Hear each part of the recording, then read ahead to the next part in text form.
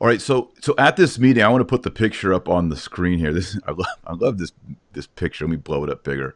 So this is the actual meeting that George Martin had. It looks like it's in like a.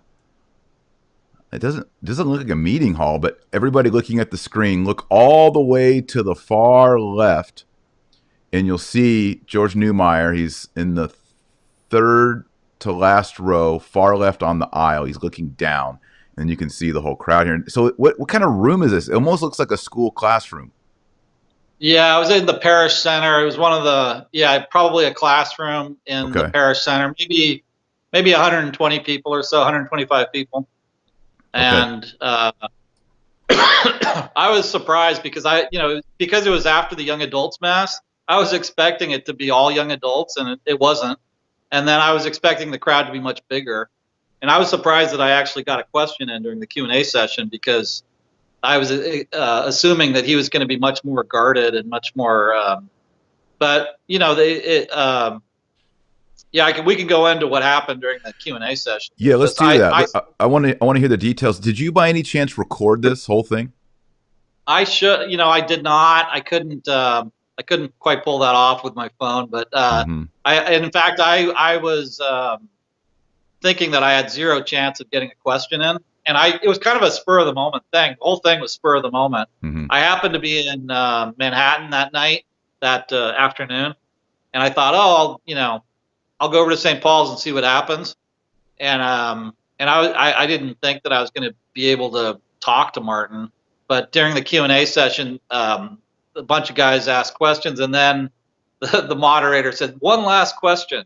And I stood up, and Martin called on me, and I just started asking. I said, what's the destination point for this ministry of yours? Do you want to actually change the church's teaching, or do you consider homosexual acts to be sinful?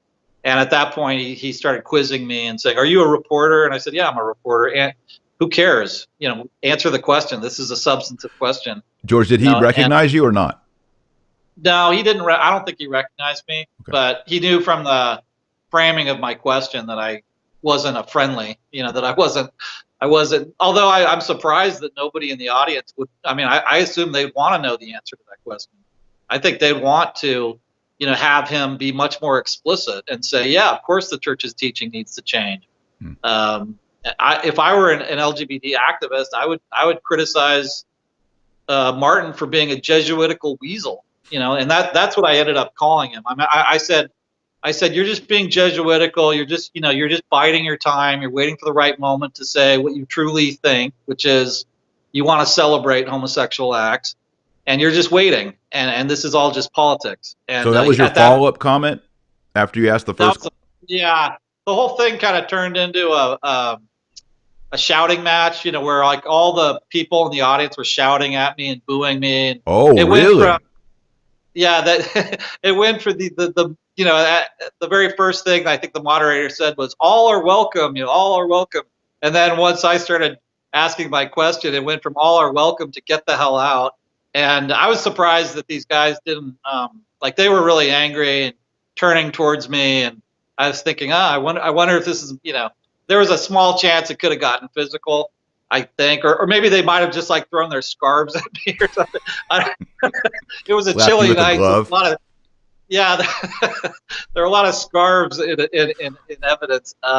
But yeah, some of them were muttering, "Oh, we need to call a journalistic association and report this guy." That was one comment I heard, which I do found that. funny. That what are they going to do? Call up my mother and tell her I'm behaving badly or something?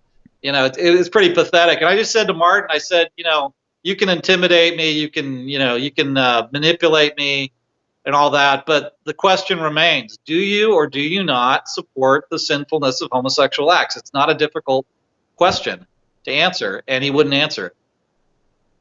Yeah, because if he answers yes, then he has the catechism and Catholic history against him. So he has to be Weasley. And if he says no, all these people are going to get upset.